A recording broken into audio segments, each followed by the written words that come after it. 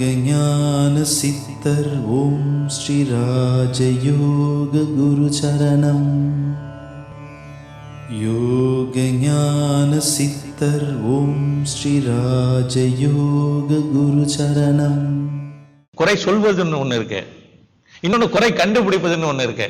சிலர் பாருங்க, என்ன விஷயம் செஞ்சாலும் எவ்வளவு மகிழ்ச்சியாக விஷயமாக இருந்தாலும் சரி, எவ்வளவு சந்தோஷமான விஷயத்துல இருந்தாலும் அதை முழுமையாக அனுபவிப்பதற்கு முன்னையே அதுல என்னென்ன குறைகள் இருக்குன்னு கண்டுபிடிப்பாங்க.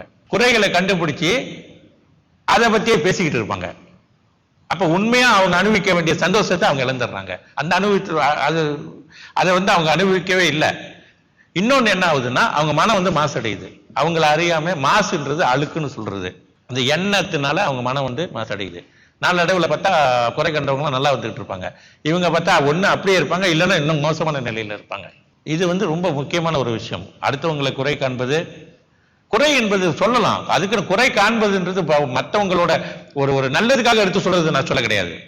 அவங்க கிட்ட ஒரு குறை இருக்கிறது, உண்மையா ஒரு குறை இருக்கு, அது சொல்லலாம், இந்த மாதிரி இருக்கு, மாத்தினா நல்லா இருக்கும் அப்படின்ற அது குறை காண்பது கிடையாது.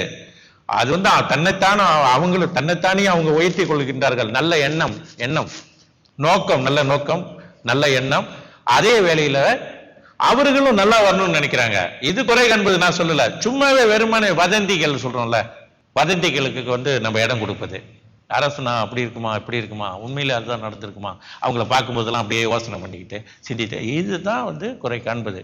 அது கூடாது. யோக ஞான சித்தர் ஓம் ஸ்ரீ ராஜயோக குரு சரணம்.